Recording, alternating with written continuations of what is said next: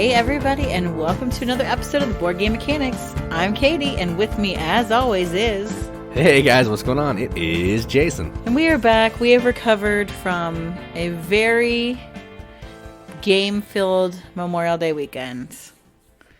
I mean, we'll kind of hit on that, I think, in games played, but we went to our local church campground and invited a bunch of people, and some came and some didn't. It was cold. Did not anticipate that when you're staying in cabins that do not have heat. But we made it, and I had a lot of fun. I had a lot of fun, at least. Yeah, it was like nonstop gaming for 3.5 days. It was pretty awesome. Yeah, not a lot of sleeping. What sleeping I did have, Jason snored so loud in my ear in the tiny little bed we were in that it didn't go so well. So I think now, after a couple nights, I've caught up on some sleep. So I feel pretty good again. You say I never edit anything out, but I'm going to edit out people knowing that you tell them everybody that I snore. Right, I love how you change that. I'm going to edit out people knowing that. Oh, I mean, that you say I snore. You snore like an absolute freight train. Edit it out. Edit. Legitimately. See, leaving where I say dumb stuff, but let's edit out your stuff. It's not like people don't know. They've met you. They know you say dumb stuff and that I don't always say dumb stuff. Not all of them. Not everybody has met me. Some of them might think I'm a delicate little flower who sleeps and is quiet and angelic. Yeah, I'm sure. I'm so sure. You're the one that tries to convince our kids that they're snoring, and I'm like, there is no way that your dad heard you snoring because he couldn't hear. There's no way he could hear over himself. Yeah, that's probably true. I mean, I'm editing it out. I have had dreams where your snores were so loud they became a part of my dream, and it was like some other noise that was happening in the dream. No lie. Impressive. That's awesome. It's not awesome to me, let me tell you. I've infected your dreams with my loud snore. It's probably all the dreams where I'm like ticked off at you or something, or it's the reason why I don't dream about you and I dream about like my ex-boyfriends. I am going to edit that out. Go for it. None of my ex-boyfriends listen to this podcast. That's true. That's why they're my ex-boyfriends. They're not supportive. In your face, jerks. That's right. Ex-boyfriends. You and I have been together 15 years. They're way in the past. In your face, jerks.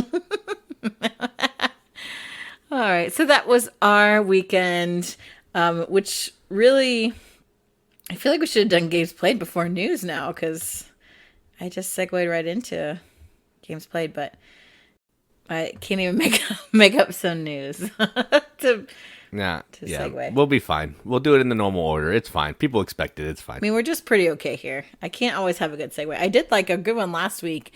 I set myself up for like high expectations. I told you do it once. You're going to try to do it every week. It just flowed naturally. I'm just so amazingly articulate and such a good communicator that it just went. And humble. Yeah, and very humble too. Exactly. I mean, I'm probably the most humble person I know. I never talk about how awesome I am, even though it's obvious that I'm amazing.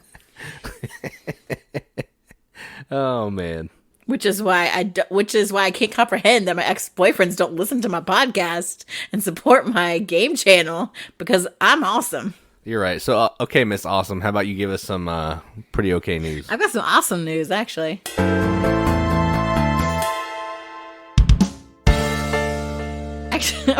I was looking at the news and I'm like, all these are things I would really like to play. And I think Jason would not like to play any of them. So there's that. I mean, that's normal. I feel like that's normal. No, I normally am like trying to hit like the Euros and stuff. Because I keep hoping that one of these days you'll actually back a Kickstarter that I want. Don't make me go into it again. Genotype. You wanted that one. You didn't even remember that I backed it, so good yes, thing that I did. I it. didn't know you backed it deluxe. I did remember that you backed that one. Rival Networks. You wanted that one. You act like I'm the only one that wanted these games. You always back the ones that you want. You wanted those games, so you backed them. There are plenty that I wanted that you did not back. You wanted the expansion for Paris, so I backed that one. You backed that one out of the blue, and I didn't say a word. I was like, what are you talking about? I did back that one. You're right. And I said, what's in it? And you're like, I don't know. I was like, what? It was cheap, wasn't it? Yeah. It was cheap. It's $20. Yep. I think we'll talk about that next week. There's still time on that Kickstarter. So today I want to talk about a Kickstarter that is only, at the time of this airing, 3 days left. So if you're interested, you better move. And this is Paperback Adventures, a novel solo word game. So this is from the same group that did paperback and hardback. And while in some ways it is similar to those games, it is different. This is a solo deck building game. So much like in paperback and hardback, you are building a deck, but you're using it to kind of, in some ways, weaponize your character to go on this adventure. And there's a couple different characters. There's the damsel. There's this like robot, I think. They call it Ex Machina. And then the third one is a pirate. I don't know if like people chose that or something as the mystery one, maybe. You get this like kind of cool like insert that shows the enemies and tracks like your health and the enemy's health, and you're creating these words and you're building words from your cards in order to be able to attack. So like if you're playing the damsel, this is an aggressive play style, like deals some poison damage. So she's got some cards that are like have hexes on them. If you use all the letters in your hand, you get like a critical hit, which is kind of cool. Like the machine has like defensive, it can heal. It can like charge a laser to get a big blast. So each of the 3 different characters has their own kind of style, their own deck, their own fighting abilities, which is cool. So it's really different. And also, I think they mentioned that the Kickstarter has unlocked the like 2-player version. So if you're like, oh, I don't know if I'll play it solo, which by if you, I mean me. I don't like to play anything solo. So I would probably definitely play this at the 2-player version with my husband or somebody else that I like, so that I don't have to play by myself. There's also like some difficulty levels, and it looks like there's a lot of cool, neat stuff. It's a really interesting idea. I like paperback and hardback, so it's like they've taken it into this like adventure mode. It almost is like if paperback / hardback and Spell Smashers and Spell Smashers had a baby, it would be Paperback Adventures. So if you're interested in that, Paperback Adventures has 3 days left at the time of the airing of this podcast. And to get just one of the characters, it's $35. Yeah, when you were describing this, it reminded me a lot of Spell Smashers. I know it's not the same, but yeah, it was getting that same kind of vibe where you're making words to go travel down and kill some baddies and all that stuff. Exactly. Yeah. Paperback and hardback had a baby with Spell Smashers, and that's what this game is. It looks good. And it looks cool, too. Its shelf presence looks awesome. It looks like an old kind of novel that sits on the shelf, which I love. It's like combining my 2 favorite things, books and games. And so when games look like books, I'm like, woohoo! Or when books are also games, I love that too. Yeah, I guess I didn't realize this wasn't already at 2. I thought this was a solo or 2-player game from the start, but I guess not. Maybe, but that's not what it said. I think it said the possibility for 2, and they said, okay, 2-player mode has been unlocked. I gotcha. Yeah, that does sound kind of cool, because there are a lot of solo games that do the 2-player anyway. You just do like a 2-player co-op deal. Right. So, yeah, I think that could be kind of neat. Yeah, it looks cool. So check that out. My next one is a game that maybe in practice I would hate, but the idea really intrigues me, and it's called Mosaic, A Story of Civilization. I'm sure you've heard of it because it is like way funded. They wanted $100,000, they now have like $650,000. I mean, it's nuts. So this is an action selection game where you really are building a civilization, which I totally love. It reminds me of like those old computer games. It was probably called Civilization. I don't know. I played it at my friend's house because I didn't have a computer until I was like almost graduating high school. And I didn't have any games for it when I did have one. But you choose like what kind of style of leader you're going to have. Are they going to be like a farmer leader? Are they going to be, a general, military leader? Are they going to be a philosopher? And so that gives you certain things that you start with. You pick kind of the technologies that you're going to start with. There's like 97 different technology cards. And so are we going to do art? Are we going to domesticate plants? Like you choose where your city goes on the map, and then what kind of like nearby resources are going to be used to set up your trade routes. You can then maybe you want to conquer and get more cities, and then you can build wonders. And you're trying to meet these different like achievements as far as different types of civilization, like control 4 regions. So your imperial civilization, 7 unique trade goods, different stuff like that. I really like the idea of this. I think it would be like wicked fun. David Terzi also designed a solo mode. So this is for, I think 1 to 4. Good job, Katie. This is only why I'm pretty okay. I would hope it's not more than 4, because, man, a big game like this going more than 4. They said it's like 2 hours. Oh, 1 to 6. It's 6. Yeah. And ooh, that's not going to be 2 hours. There's no way. It says 1 to 6, 120-minute playing time. It says the complexity is like 3 out of 5. And the strategy is 4 out of 5. Low luck rewards good decisions. I like those kind of things. And the mechanics, action selection, engine building, area control, resource management, set collection, everything but area control, I am totally down with. Well, I think you're never going to get a civilization game without some area control. Right. I mean, it's kind of the purpose. Yeah. Although, I mean, I feel like a lot of the Far East did an okay job of just like keeping everybody out. I mean, like, screw you guys. We're just going to work on ourselves here. They did build a really huge wall. So that was effective. Yeah, but like it was more effective like Japan having a natural kind of insulation because of being an island, and they just had the curtain, like just kept everybody out. I feel like that's a great idea. Of course, I mean you have to kill off everybody that shows up, but anyway, I've never played like a Civ building game as far as like a board game. Tapestry. I guess so, but it's really, sometimes you get like the radio before you even discovered fire. Like, yeah, that's true.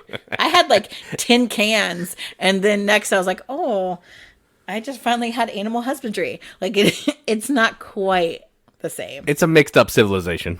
Yeah. So it just looks really intriguing to me. So there's 4 days left on that Kickstarter. And the base pledge is $79, which is pretty good for kind of a bigger, beefy game. Now, if you want all the minis and stuff, which look wicked cool, yeah, you're going to be paying more. I think it's like $150 maybe if you want all the super cool minis. Yeah, $150. The Colossus edition, which looks cool, but yeah. Check that out, Mosaic.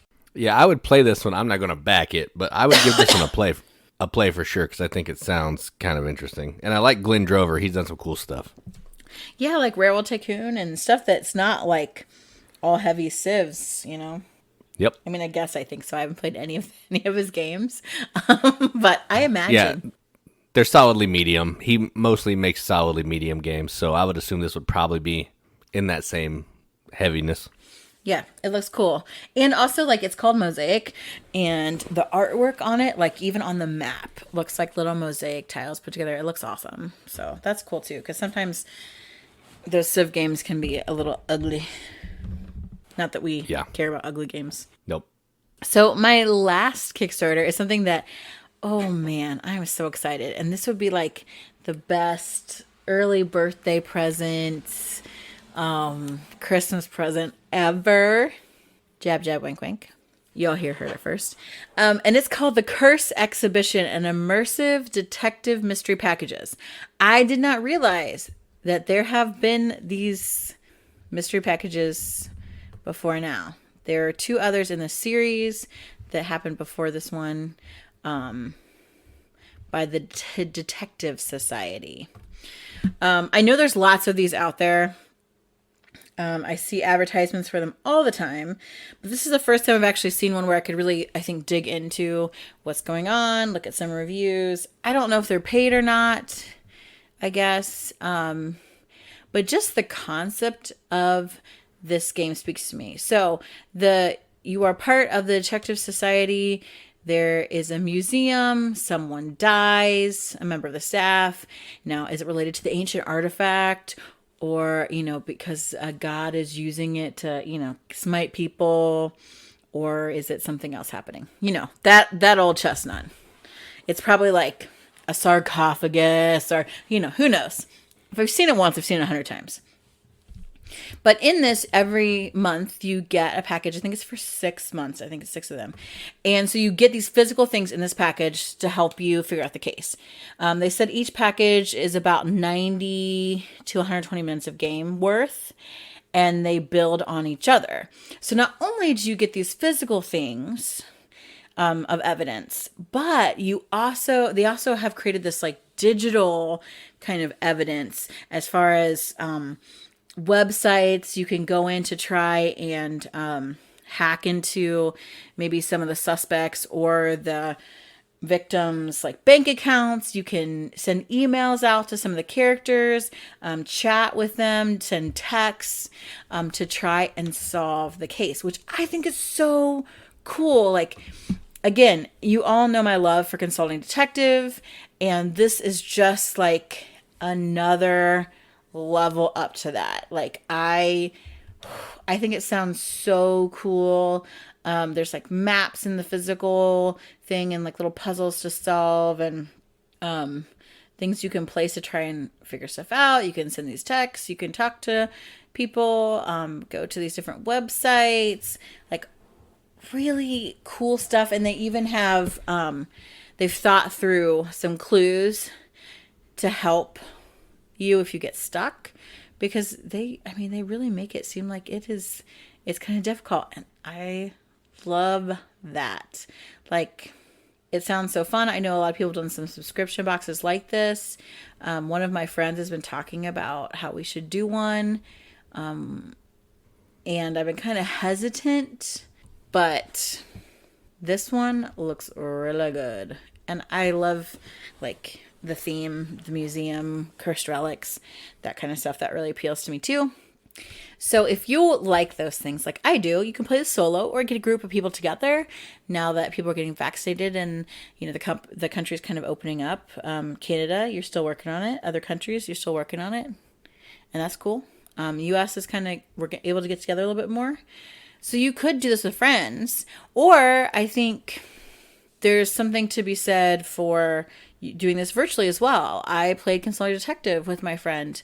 I went and dropped off, some of the materials, the physical materials, into her mailbox one day. And then we got on Zoom and she read some stuff and I read some stuff and we talked about it. And you could do that here, especially with the digital component, looking through websites and stuff. So if you're interested in being a detective like I am, the Curse exhibition has 5 days left on that Kickstarter, and it's $43, which I feel like is a pretty good deal for 6 packages. Yeah, it definitely sounds like something that's up your alley, 100%. It does. Wouldn't it? Right up there, right up that alley. Wouldn't it be wonderful if someone...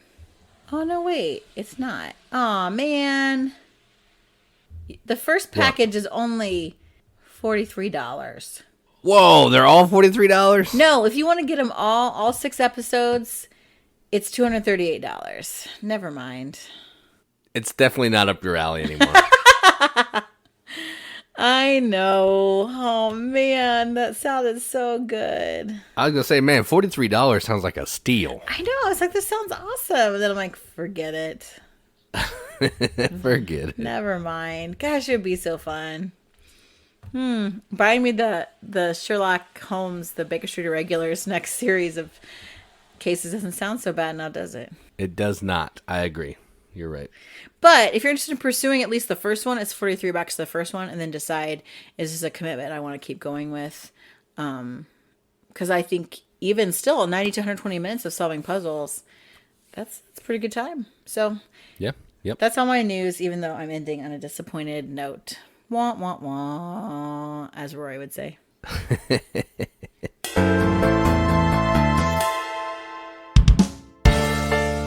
All right, so Katie teased some of the games up at the top.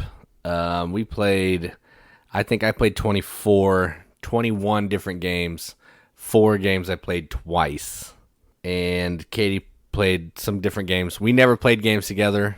We played one game together, and we're not going to talk about that one because we talked about it before. But so in this games played section, we're each going to talk about 3 different games that we played. So the games played is going to be a little bit longer because we played a lot of games. So we'll go ahead and get started. I'll start first since you just did a lot of talking. Thanks. The first game that I played is one of the ones I actually played twice, and it is from Skybound Entertainment, which used to be, I can't remember, Druid City, I think, or they absorbed or whatever. And the game is called Tidal Blades. So Tidal Blades is a worker placement, roll to resolve, or roll to match symbols on cards type of game. You're going to these spots, you're trying to get different challenges that you can complete. You're also going to these other spots to get dice that will help you complete said challenges. There are different kinds of dice. There's some blue dice and some red dice that are going to have different die faces. You can level up each of the dice as you go to make them more specialized in certain symbols. There's just a lot of different paths you can take when you're getting these dice. And you're trying to end the game with the most points, but you're also trying to defeat these monsters, kind of like Champions of Midgard, because if you don't attack the monster and it invades the city, you're going to lose some points. So it's like when you can't fight the troll, you get one of those nasty little tokens. It has really nice artwork. It looks awesome on the table. Takes up a ton of table space. The game looks a lot bigger than what it is. It's really like a mid-weight worker placement game, but it's really fun. It was fun enough that I wanted to play it twice. So one of the games I played over this long gaming weekend, Tidal Blades. Yeah, it looked really cool on the table, but it did take up a lot of room. But it seemed to take a long time, too. Yeah, probably. I don't think I would play it at 4 players every time. Like I would probably tap this one out at maybe 3. Because 4 there's a lot of stuff you do on your turn, and it can get a little bogged down. It's only 4 rounds. Oh. So there's just a lot of stuff going on. When you're rolling to try to complete the cards and like upgrading your dice, it gets kind of busy. So I think I would tap it out at 3 if I played it again. Yeah, I'm not as good at Jason as at tracking my games or remembering even what I played. So I have no idea how many games I played or really what all I played. But I did play these 3. And the one I want to talk about first is Obsession. Obsession, I've mentioned before. It is very much like Downton Abbey and Pride and Prejudice, the board game. You play like a down on your luck family. You're out of money and your reputation is low. But salvation comes in the form of the Fairchild siblings who are new to the area, and you could possibly get yourself married off to one of them to get you some bank and get you some reputation. So you got to attract them. And so it looks like a lot. It's a ton of setup, but you're basically just throwing activities at your estate, staffing them, inviting guests to give you more prestige, more money, help them out if they need servants, and basically manage your household in order to attract the attention of the Fairchilds and get the most points. I love it. The friends I played with, I played this twice actually. The people I played with like really got into it, talking about the different characters because there's like a lot of flavor text on the guest cards. We like to play up, the scenarios about the different activities that you throw. Like one of them was like looking at this popinjay in my bird aviary or something, even though I notably hate birds. It's one that you could take. It's basic, worker placement, I guess. I don't know what else to call it. Like, yeah, I mean, it's kind of like an action selection worker placement game because you're selecting the action with the tile. Yeah, kind of. Yeah, it's different. It's a different mechanism for sure. It is. But I love kind of being immersed in that Victorian era in a very fairly simple way. And though there's lots of opportunity for theme, which I think is followed really closely in this, really on your turn, you choose an activity tile, you choose guests to invite it, you staff everybody, you gain the bonus, you move on. Like, that's really it every time. That's how fast it should go. That is how fast it should go. I had some games that did not go that fast, but that's how fast it should go. But it still was really fun. I liked it. The people I played it with really enjoyed it as well. So I played Obsession, which is also one of my obsessions, because I really like that game a lot.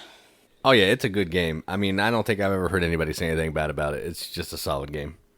All right, so the next game I played, only played it once, but I think it's kind of a new hotness game. Again, I don't know. I don't buy games really. So my new hotness buddy had it, so I was making that assumption. Because he was at the gaming weekend. We got to play 3 days of games with Chris. That's his name, new hotness buddy. And he brought this one. Him and his wife came with their little daughter, and we had some games. So it's called Whistle Mountain. This is from Bezier. It's Scott Caputo and, Jay Laurie or something like that. He designed Dwellings of Eldervale and Cryo. So there's some good designers on this one. And what you're doing in this is a worker placement game. You have these different flying machines, a hot air balloon, a Zeppelin, and I think maybe a smaller Zeppelin. They're 3 different sizes. And what you're trying to do is you're trying to go out onto this mountain next to this, what's that called? Scaffolding that you're building to try to collect resources from these machines that you're building on the side of this mountain and apparently resources that are just laying on the scaffolding. And then you're going to use those resources to buy other machines that you're going to build on the scaffolding. You're trying to rescue your workers who are working on the mountain before too much snow melts and they get sucked away into effectively like a huge pool of water and drown. And yeah, it's a really cool game. As you're playing, the water's going to rise, so any of your guys who you haven't been able to move, the water's going to sweep them into the water. And once the water hits a certain point, the game ends.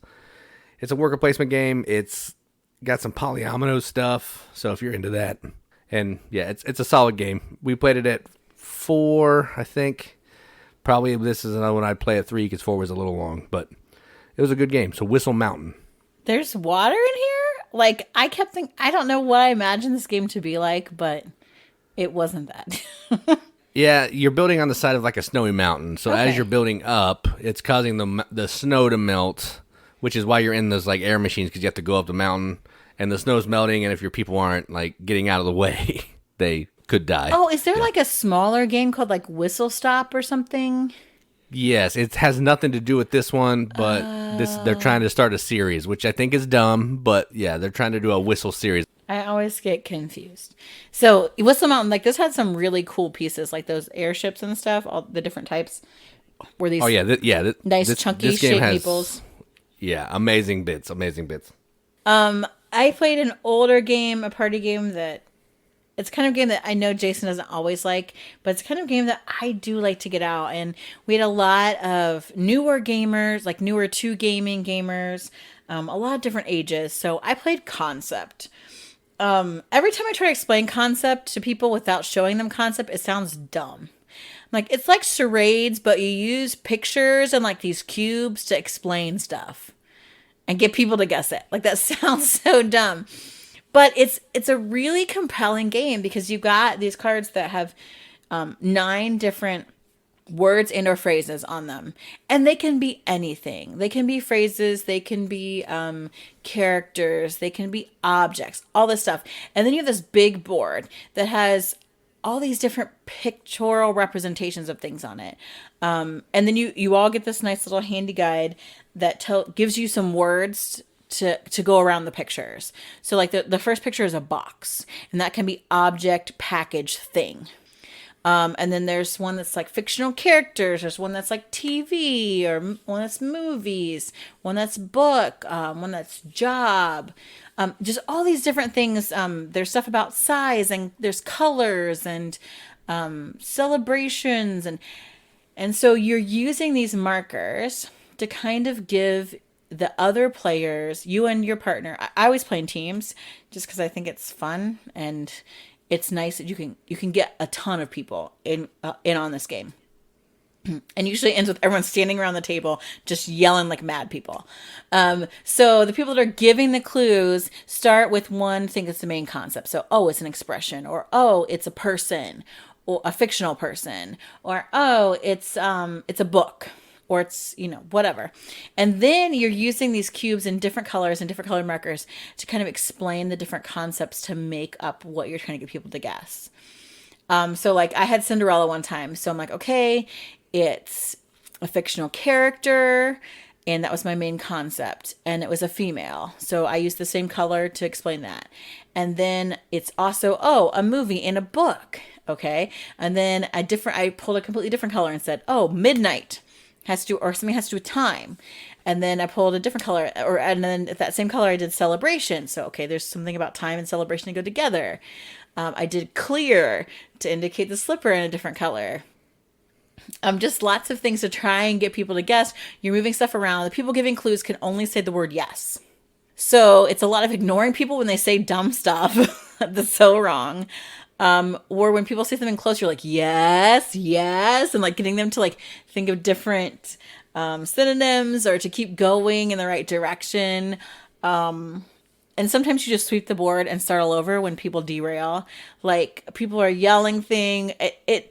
It's madness. I think I played this game 3 different times with kind of different people rotating in and out. But it's really fun. I love word-based kinds of games like this. And I just really like this game. So that's Concept. Yeah, this is one I actually like too. I didn't play it with you, but I do enjoy this one. All right, so the last one I played, probably the best game that I played this weekend. Just kidding. I did enjoy it. It was fine. Not something that I normally play. It's a flicking game, and it's called PitchCar. So if you don't know what PitchCar is, you're literally just creating this track, like I think it's wooden track. You're putting these little rails on certain sides of the track, and then you're flicking your car, which is a little like soft wood, not soft wooden, but like light wooden disc, and you're trying to get it from the start to the finish line faster than everybody else. So a normal race. You can play a mode where you're trying to flick other people's cars off the track, and if you do that, they start where you started your flick from. If you flip upside down, you lose a turn. You can play 3 laps, and there's some kind of points. I still don't know what the points are, but I know there were some points based on how you finished. But yeah, it's just having some fun flicking around the track. It can play like 8 people. There's not, you don't have to think about it a ton. You just flip and have some fun. So one of the games we played, PitchCar. So you said that you don't know how the scoring works. I'm taking it you didn't win. I did win one. I know first place, I think if you're in first place over a lap, you get 10 points. Second place, you get 8. Third place, you get 6. And then I think it goes 5, 4, 3, 2, 1 after that. I'm not sure, but I think that's how it went. I wasn't really keeping score. Right. This looks like a particular kind of torture to me, and I will never play it. I'm sure you wouldn't like it. Yeah, it was fine. I mean, I like flicking more than you. It's still not really my jam, but I'm more tolerant of it than you are. So I had a good time. And other people there like flicking games, and I wanted to kind of, play something that other people enjoyed as well. So we pulled it out. Speaking of taking one for the team, the last game that I'm going to talk about that I played is Sagrada. Do I like Sagrada? No. Have I played Sagrada? Sure. And I did it again. One of our friends that came, she had gotten a bunch of games a couple years ago for Christmas and didn't know how to play all of them. And she wanted to play Sagrada. And so I said, well, I've played it before. I'm sure I can teach you. I had to read the rules again because I don't really know the game very well. But we taught it, and we played with, we had the hype because she had the expansion. So I think we played with 6, maybe 5 of us. At least 5.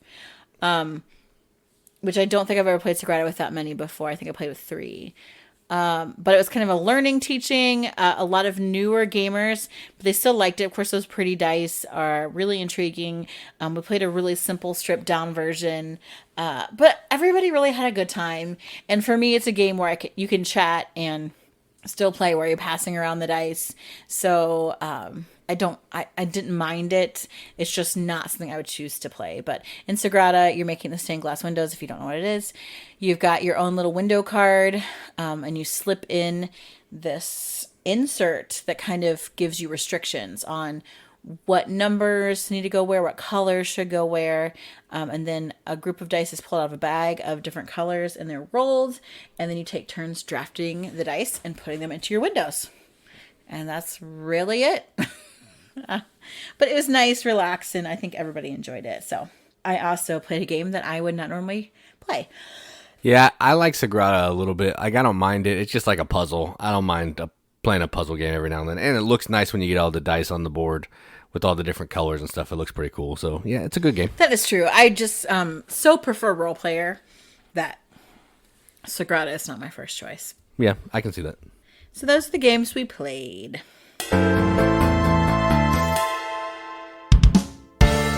And so since I played Sagrada at 5 players, which I've never played at 5 before, I started thinking about what games do we like at higher player counts, particularly at 5 players, because that's almost kind of the cutoff for us. Jason's cutoff is 3 players. I think a lot of times we... Yeah, just for time. I don't mind playing more. I just like the games to be over faster. Well, and we generally like to play, heavier, thinkier Euro games that, you got a lot maybe happening on your turn. So when you have more players, the downtime can get out of control, waiting between turns. The chance for AP is higher. So less players counts makes sense. But there are some games that we really do like at that 5 player mark. So, babe, why don't you get started? This is a game you actually played this weekend. Yeah, so this can tie into my games played. And the reason kind of like we picked this topic is we played a lot of 4. Almost every game I played was 4 players or more. There were a couple that I played 3, and then you said you played a lot of 5. So we're like, well, let's just talk about games we don't mind playing at 5 players. So that's kind of how this came about. And one that I played, which was 5 players, which is the max player count, is Broom Service. So Broom Service is a game from Alexander Pfister. It's what you're trying to do in this. It's a pick up and deliver game at its heart. You're trying to deliver these potions to these different towers. But the way you're doing it is everyone has these same cards in their hand. There's 9 different cards. At the beginning of the round, you're going to pick 4 that you want to play to help you move your witches and have your druids deliver the potions so you can score points. When it's your turn to play a card, and if you're first, you're going to say, I am either a cowardly version of this card or I'm the brave version. If you're cowardly, you get to do the action. It's a weaker action, but you're guaranteed you can do it. If you're brave, you have to be the last person to be brave, or you don't get to take that action. So in a 5-player game, being brave becomes really tricky because you have 5 other people that could have that same card. And if you play a card, if someone else has it in their hand, they also have to play that card. So you may have this order that you want the cards to come out in, but you're going to get screwed up because it's not going to work that way because other people want the cards to go in their order, and if you pick the card, you got to follow. It's really good. And at 5 players, it's just so much fun because there's so much screwing over on accident, but that's just what happens, and it's really fun. So, Broom Service, I'm only going to play this at 5 players from now on. To every other player count, you need these cards that if you use them, you lose points. I'm not going to do that. 5 players, that's the way to go. Broom Service. Yeah, I was really jealous that I didn't get to play this because after I gave it a second try and really liked it, I really like this. And it is fun with all the people. That's what makes it really great. So since we're talking about games that we played this weekend, I played a game this weekend that is the best at 5. And that game is Campy Creatures. This is a Keymaster game, has really great artwork, and it is a simultaneous action selection game where everyone has the same cards of these kind of old school monsters. You've got werewolf and a vampire and kaiju and alien invaders, the huge. And each of those characters has a number, and they each have a power. So everyone chooses which card they want to play, lay it face down. The idea is you want to snag up some mortals. There's some that are worth points. There's some that are worth negative points. You are trying to capture them to give yourself points and be the best monster ever. So you're going to do that. Some of your powers actually negate other people's powers. You want some, help you leap over the turn order. There's lots of really fun player interaction stuff that happens after you've already made your choice of card. And that's what's really great is when you have 5 players, again, there's not extra downtime because everyone's choosing at once. And then there's more cards to try and guess, ooh, what are they going to play? Ooh, have they played that card already that's going to take out my card? What do they want? What are they collecting? Who is going to who might negate my action next to me? And that's the really cool part is when you have all those people together, it ups that element. And I mean, the game is really good by itself. The artwork is phenomenal. It's just fun in general. But that 5 player count makes it really great. So, Campy Creatures. Yeah, this game's good. Every single time I like it. It's simple to play, but really fun. All right, so the last one I'm going to talk about, we're only picking 2 here because we didn't want to go on for a couple days. So, The second one I'm talking about is a game that I will play at less players, but when it's maxed out, there's just more chaos and more fun fighting for the different areas on the board. And that game is Dice Town.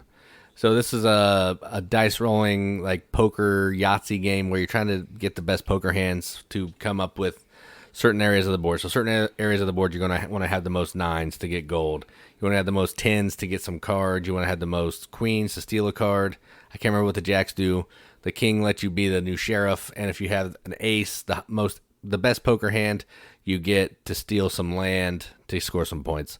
And if you don't have anything, you get this thing called Doc Bad Luck, which is basically like a consolation prize. It's really easy to play. Everyone's played Yahtzee. Everyone knows, for the most part, the rules of poker. So once you can learn that, or once you know that, the game is really easy to teach, really fun to play. Everybody rolls their dice at the same time. You're slamming that cup down on the table. It's just chaos, but it's really fun. So Dice Town, I'll play at anything, but I do really like this one at full player count. Yeah, there's also something really great to be said about when 5 people are all clanking around dice in those little plastic cups and slamming down on the table. Like, yeah, it's kind of obnoxious if you're not playing the game. It is, but if you're playing the game, you're like, yeah. That like noise builds the excitement. Yeah, I agree. And my second game that I want to talk about is a game that is odd. It's by Upper Deck, which is weird in and of itself. Did you like how I knew that, right? Yeah, good job. I don't know who the designer is, but you can't expect me to know both. But both of the two I talked about, I know the company that made them. Hey, I'm getting there, guys. I'm getting there. Only a year in, you're doing pretty good. Right. The game that I like at 5 is Bring Out Your Dead. We've talked about this game before. It's where you are trying to get all of your family's coffins onto carts and into graves so they don't have to float down the river. You want to bury them. There's an area control mechanism. And to do that, everyone's got, again, the same cards. So again, the simultaneous action selection. I like those for 5 because you're not really slowing down the movement of the game the more players you have. But because of that, at 5, you're like, ooh, where am I in turn order? Am I going to be able to get one coffin in the cart? Are they going to put one coffin? Are they going to put 2 coffins? Well, if they put 2 coffins, can I get 2 coffins? And you're like trying to gauge how it's going to go with all those people, who's in front of you, what cards have you seen them picked up? Do they have higher numbers than you to jump ahead of you in the line to get their coffins on the cart?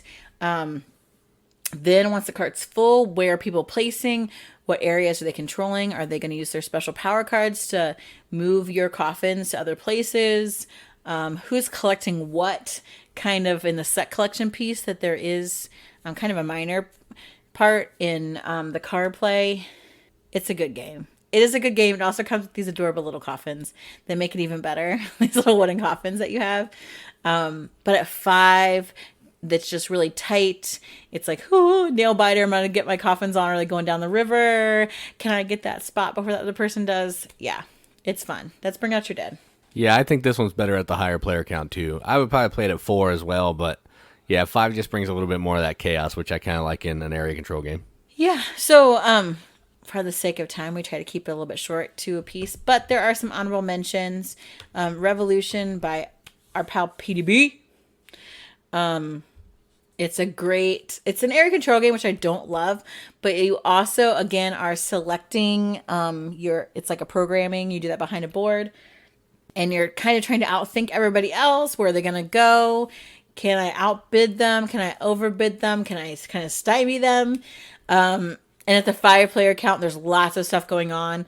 So like sometimes your movements can slip through the cracks. You get to a place where somebody else isn't. Sometimes you're just all out duking it out for one spot, or you're playing spoiler. It's a fun game, and that 5-player count, which is with the expansion, the base game only plays at 4. With the 5-player expansion, that game is so fun. Yeah, and it's everybody's playing at the same time, so it doesn't take forever, no matter what the player count is. You're always revealing and then just putting your cubes down. One of my favorite honorable mentions that's on our list, probably could have been on the actual list, Godfather. Godfather's a solid game. I don't know if I want to play 5 players a lot because it will go on for a little bit, but it's definitely good with the more players because you're duking it out. It's a really good game, super fun. It's mean, but it resets every round, so the meanness goes away. It's not as big a deal, but yeah, I like it quite a bit. So Godfather. Yeah, I just like Godfather at 5 because then you've got all the families out there, and I feel like you can spread around like the attacks and the so it's not like you're ganging up on people. And then I think it makes it like a fun, like all out turf war. Yeah, I can see that. I also like at 5 Sushi Roll. I think Sushi Go is fine at 5 as well, but I just like Sushi Roll because then you can see the dice out there as little conveyor belts as you're passing them. There's something about watching other people roll dice and like seeing what's going to come to you and like looking over 5 players. I think at the high player counts, again, things are moving, going, and at 5, you're trying to keep track of, okay, who's taking what? Are the dumplings out? Wait, is there pudding? Who's got the pudding? Am I going to get some pudding? Like, should I use my chopsticks and snatch something from somebody else? Like, it's nice at 5. Like, I think it really ups that difficulty level because it is a really easy game. So when you've got 5 and more people to worry about, I think that, like, makes it even more kind of gamerish. I don't know. Gamer friendly? Whatever. You know what I mean. Yeah. No, I like Sushi Roll a lot better than Sushi Go because you can see all the dice. I like that. So the last game on our honorable mentions, another game from PDB, and it's called Black Orchestra. I don't necessarily know if I'd want to play this at 5 players all the time, but if you have 5 players and you want to play an awesome co-op game, this is definitely one you should bust out. It's hard. It's brutal.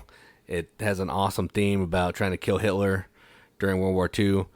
And at 5 players, you're probably going to be more inclined if you get sent to jail by the Gestapo, someone can come rescue you. At lower player counts, it gets a little crazy if people get in jail. So, Black Orchestra is a solid game. And if you like co-ops and you got 5 players, check it out. Yeah, like I like this game. I like it at 5 player counts too because you get more of those specific player powers in action. So when you're working together, it's nice to have that variety of different types of people involved in different organizations. Plus, if you get thrown frequently into jail by the Gestapo, you need more people out there to try and bail you out and get you out of there.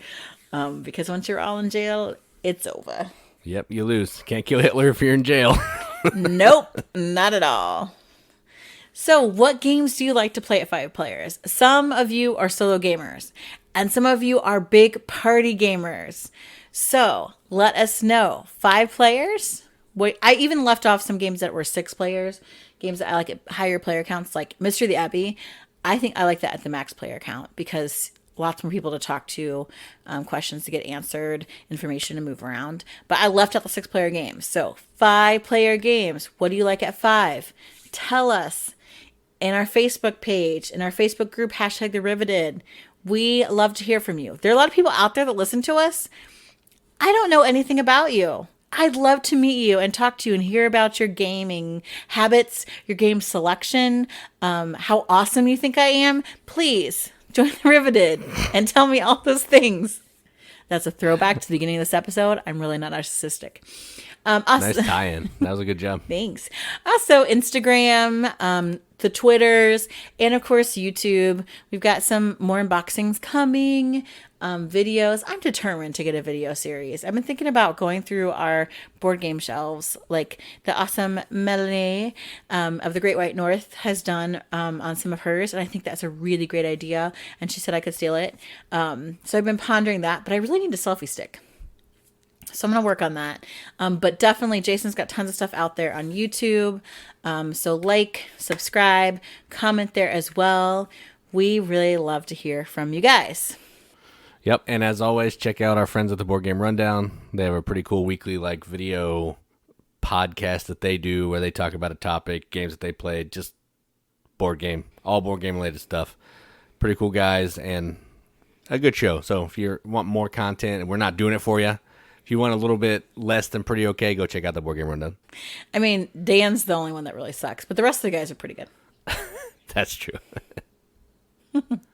Is that me like throwing you down, stomping on your hopes and dreams, Dan? I'm just checking. Just checking.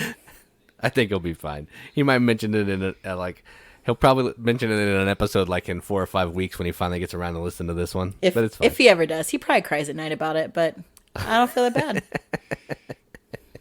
As you shouldn't. All right, I think that's all for us in this episode. I've been Katie. And I'm Jason. Keep gaming, everybody. Keep gaming.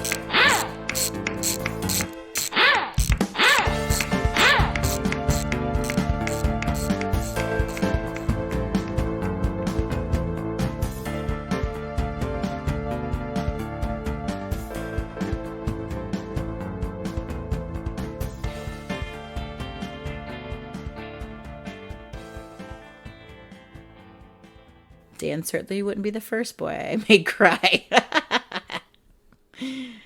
Oh, so mean.